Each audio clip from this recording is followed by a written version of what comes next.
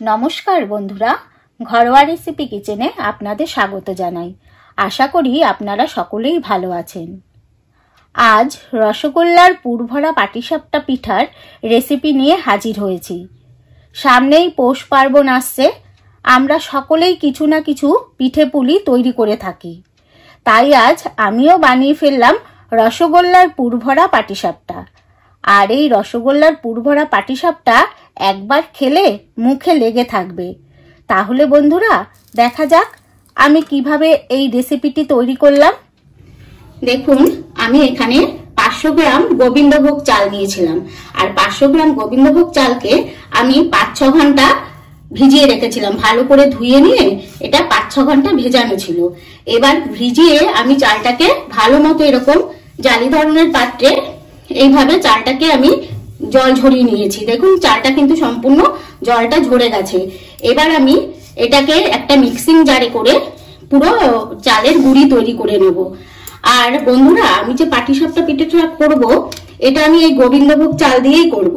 আপনারা চাইলে যে কোনো আতপ চালও করতে পারেন, কেনা গুঁড়িয়ে নিয়েও করতে পারেন, কিন্তু আমি বাড়িতে গোবিন্দভোগ চাল দিয়ে করব। এতে কি হয়, পিঠেটার এত সুন্দর একটা সেন্ট হয় আর স্বাদও হয় খুব সুন্দর।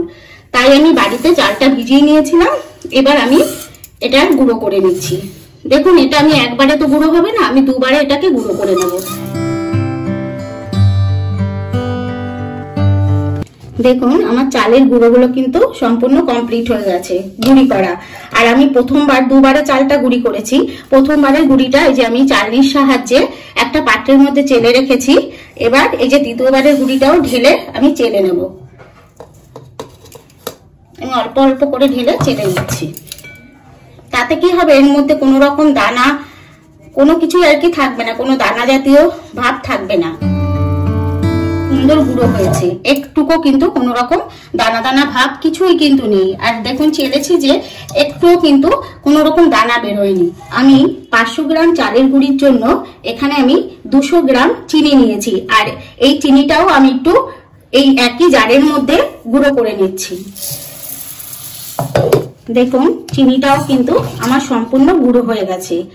আর এবার এইদিকে আমি এই যে চালের গুঁড়োটা নিয়েছি, এখানে আমি কিন্তু 500 গ্রাম নিয়েছি। 500 গ্রামের জন্য আমি এখানে 200 গ্রাম ময়দা মিলিয়ে দিচ্ছি। এখানে 200 গ্রাম ময়দা আছে। এই ময়দাটা আর 200 গ্রাম যে চিনি নিয়েছিলাম সেটা আমি একসাথে চেলে নিচ্ছি।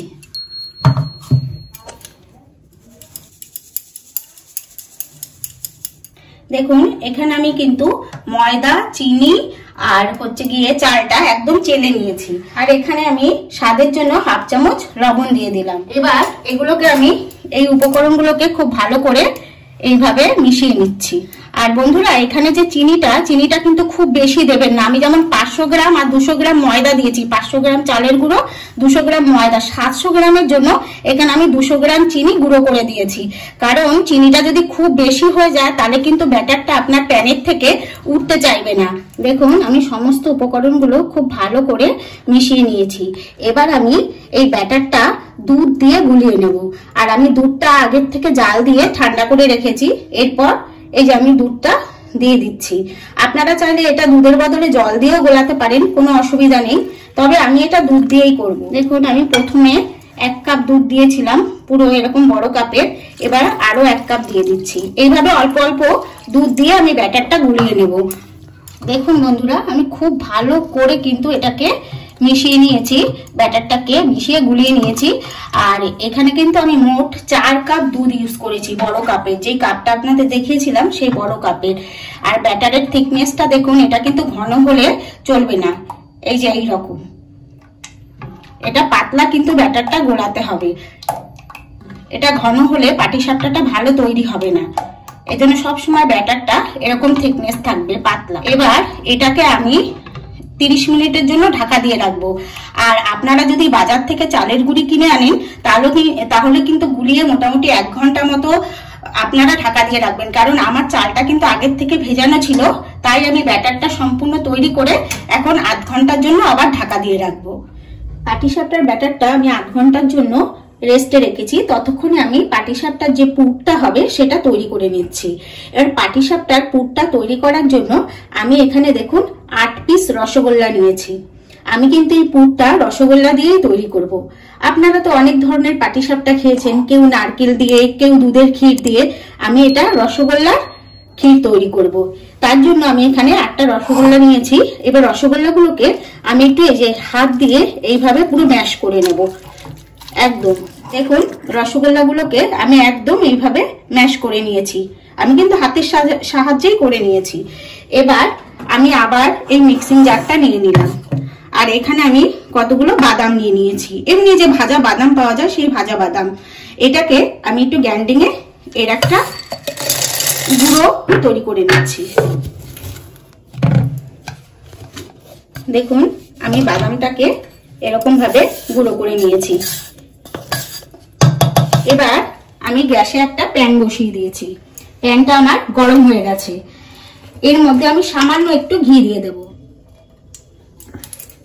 1 চামচ মতো ঘি দিয়ে দিলাম আর কি। এখন কিন্তু আমি গ্যাসের ফ্লেমটা একদম কমিয়ে রেখেছি। এবার আমি এই রসগোল্লার মশলা দিয়ে দিলাম।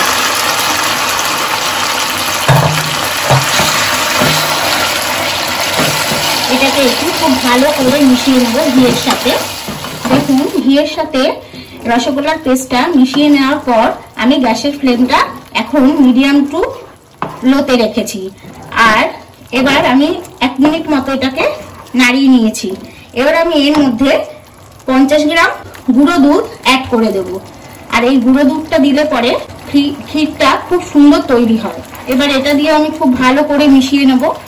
দেখুন, দুধটা দিয়ে ভালো করে মিশিয়ে নেওয়ার পর আমি যে বাদামগুলো গুঁড়ো করে নিয়েছিলাম, এবার এই বাদামের গুঁড়োটা দিয়ে দিই। এটাও খুব ভালো করে মিশিয়ে নেব এর সাথে। দেখুন, বাদামটা দিয়েও আমি খুব ভালো করে মিশিয়ে নিয়েছি। এখন কিন্তু ঘন হয়ে এসেছে। এবার আমি এখানে 2 হাতা চিনি দিয়ে দেব। এবার চিনিটা দিয়েও একটু মিশিয়ে নেব। চিনিটা দেওয়ার পর আবার একটু ব্যাটারটা পাতলা হয়ে যাবে, কিন্তু একটু সময় নাড়লেই আবার ঘন হয়ে যাবে। আর ব্যাটারটা যখন আমি নামিয়ে রাখবো তখন কিন্তু ঠান্ডা হলে শক্ত হয়ে যাবে, এরকম নরম কিন্তু থাকবে না। আর বন্ধুরা, একবার এইভাবে পাটিসাপটার ক্ষীর রসগোল্লা দিয়ে তৈরি করে দেখবেন, খুব সুন্দর হয় খেতে। কিন্তু পাটিসাপটা আপনার মুখে লেগে থাকবে, এত সুন্দর হয় খেতে। দেখুন বন্ধুরা, আমার কিন্তু রসগোল্লার ক্ষীর তৈরি হয়ে গেছে। আর এখন যেরকম নরম দেখছেন, এটা আমি এখন গ্যাসটা বন্ধ করে দিচ্ছি। ঠান্ডা হলে পরে এটা কিন্তু শক্ত হয়ে যাবে। দেখুন, এই রসগোল্লার ক্ষীরটা তৈরি করে আমি ঠান্ডা হতে দিয়েছিলাম। এই যে ঠান্ডা হয়ে গেছে, ঠান্ডা হয়ে কিন্তু আমার দেখুন ক্ষীরটা কিন্তু জমে গেছে একদম। আমি যে ব্যাটারটাকে আধ ঘন্টার জন্য রেস্টে রেখেছিলাম, সেই ব্যাটারটাকে এবার একটুখানি নাড়িয়ে নেব আবার খুব ভালো করে। দেখুন, আমি গ্যাস জ্বালিয়ে একটা প্যান বসিয়ে দিয়েছি। এবার প্যানটা কিন্তু আমার গরম হয়ে গেছে। এবার আমি একটু ঘি দিয়ে এটা ব্রাশ করে নিচ্ছি। এবার যে ব্যাটারটা গুলিয়েছিলাম, একটা হাতার সাহায্যে আমি পরিমাপ নিয়ে নিচ্ছি। হাতাটার ঠিক এই যে এতটুকু করে আমি ব্যাটারটা তুলেছি।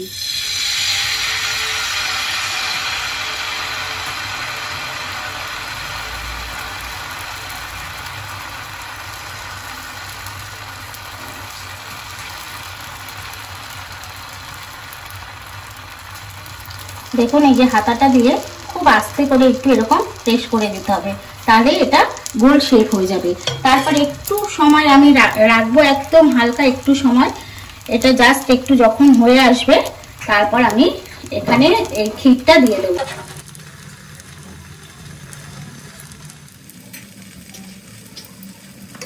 এবার এইভাবে আস্তে করে উল্টে দেবো।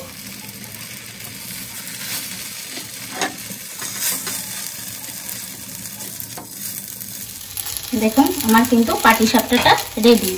এবার এটা নামিয়ে নিচ্ছি। আবার আমি একটু ঘি ব্রাশ করে নিলাম। আর গ্যাসের ফ্লেমটা কিন্তু আপনারা একদম এই পাটিসাপটা করার সময় একদম লো করে রাখতে হবে। আবার আমি 1 হাতা ব্যাটার দিয়ে দিচ্ছি।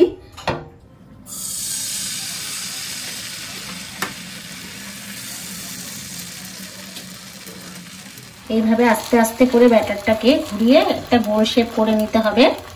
দেখুন, এবার একটু সময় হতে দিতে হবে। এবার আমি আবার ক্ষীরটা দিয়ে দিচ্ছি।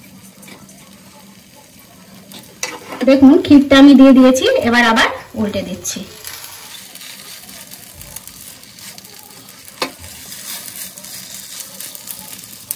এইভাবে আস্তে করে একটু প্রেস করে দিতে হবে। একদম সাদা সাদা পাটিসাপটা এই যে তৈরি। দেখুন বন্ধুরা, আমি সমস্ত পাটিসাপটাগুলো তৈরি করে নিয়েছি। বন্ধুরা, একবার এইভাবে রসগোল্লার পুরভরা পাটিসাপটা খেয়ে দেখবেন, আর ভালো লাগলে অবশ্যই একটা কমেন্ট করে জানাবেন। ভিডিওতে একটা লাইক দেবেন, সকলের সাথে শেয়ার করবেন, আর নতুন বন্ধুরা সাবস্ক্রাইব করে পাশে থাকার আমন্ত্রণ রইল।